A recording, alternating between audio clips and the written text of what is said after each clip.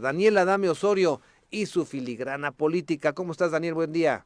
Gracias, un saludo muy afectuoso para nuestra audiencia y desde luego estos días que han corrido respecto al problema de nuestra sociedad y también de nuestra economía y nuestra política ha dejado ver que a pesar de todas las circunstancias adversas, la sociedad mexicana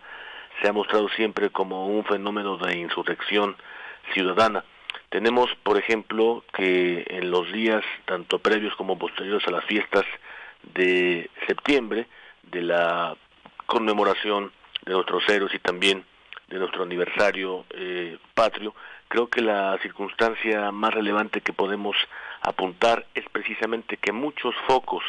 de ese contexto de exigencia que hay en torno a la administración del presidente López Obrador están colocadas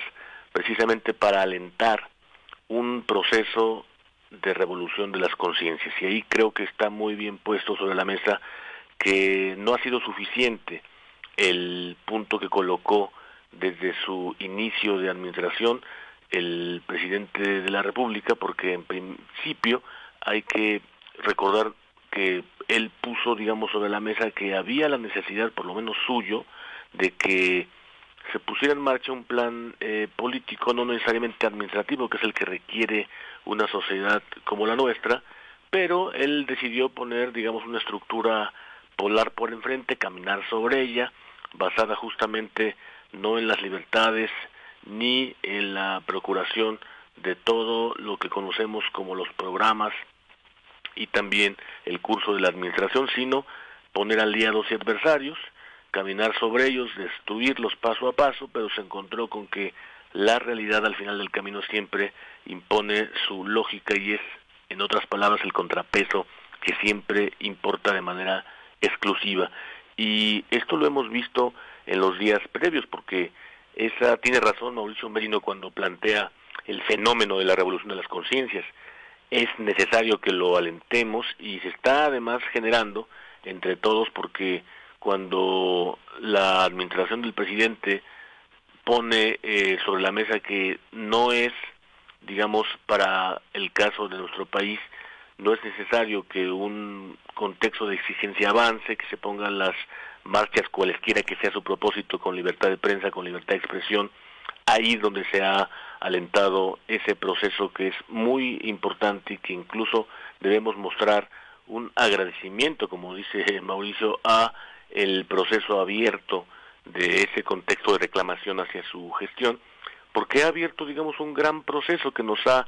recordado con su actitud, digamos, intolerante la administración del presidente, que México es un país absolutamente diverso, complejo, plural, y que sobre esa base es imposible gobernarlo sobre precisamente la lógica de aliados y adversarios, es muchísimo más heterogéneo de lo que pudo haber concebido. También el fenómeno, por cierto, del rubro de la corrupción que le formó, sin duda el contraste por el cual ganó. Hay miles de mexicanos que han formado no solamente sus carreras, sino su aportación a la vida pública mexicana precisamente en el combate hace mucho tiempo hacia ese flagelo, y creo que sobre esa base también debiera considerarse que el suyo debiera ser un fenómeno de gratitud para con la sociedad mexicana, porque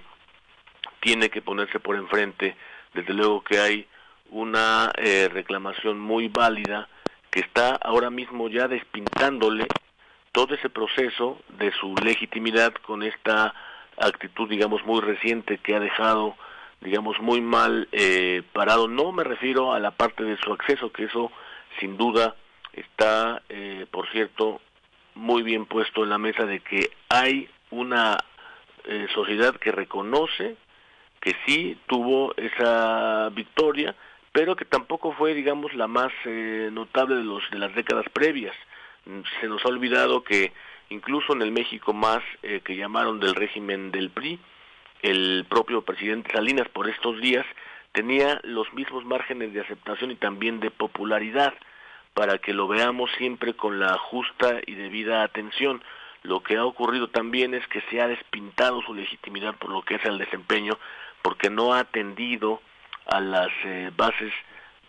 digamos, principales de la economía, de la sociedad y también de la política, para el propósito que debiera ser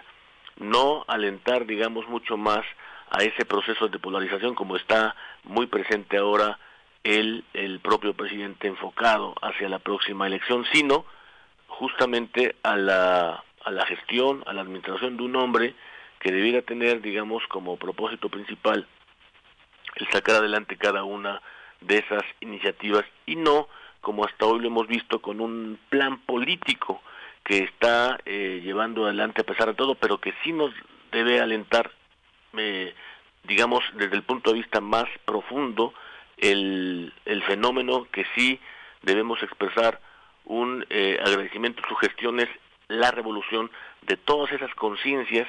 que están expresando precisamente la suma diversidad, pluralidad y también complejidad que significa México, no solamente por su extensión territorial, la riqueza de sus lenguas y también la parte muy ancestral que significa la posibilidad de su contexto de exigencia, de su insurrección ciudadana. Eso es todo lo que debiera ponerse siempre por delante y eso me parece que es lo que está hoy protagonizando segmentos y sectores muy importantes de la sociedad mexicana, como lo hemos comentado aquí en este espacio, muy cerca de las elecciones. Siempre la oposición surge como un fenómeno que se presenta para mostrar una alternativa a muchísimos agobios y problemas que están ahora mismo presentándose entre la sociedad, Teodoro. Muchas gracias, estimado Daniel Adame Osorio, con su filigrana política.